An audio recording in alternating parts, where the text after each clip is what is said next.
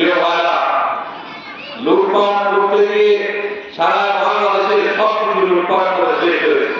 Mega প্রকল্প নামে রূপপুর যে পারমাণবিক বিদ্যুৎ কেন্দ্রের কথা আমরা শুনছি, সেই বিদ্যুৎ কেন্দ্র থেকে লুটপাট করা হয়েছে প্রায় 500 কোটি ডলার, যেটা টাকার পরিমাণে আছে 60,000 কোটি টাকা। যে প্রধানমন্ত্রী ক্ষমতাধর প্রধানমন্ত্রী দেশ থেকে পলাতক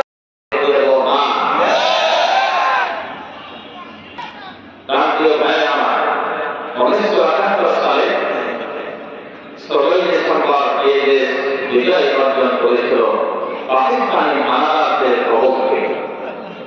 কিন্তু দুর্ভাগ্যজনকভাবে আমরা ভারতীয় রাজাকারদের দখলে পড়ে গিয়েছিলাম।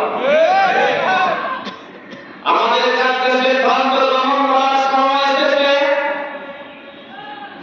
ভারতীয় রাজাকারদের দখল থেকে কিয়ামত পর্যন্ত বাংলাদেশকে স্বাধীন এবং মুক্ত রাখতে হবে।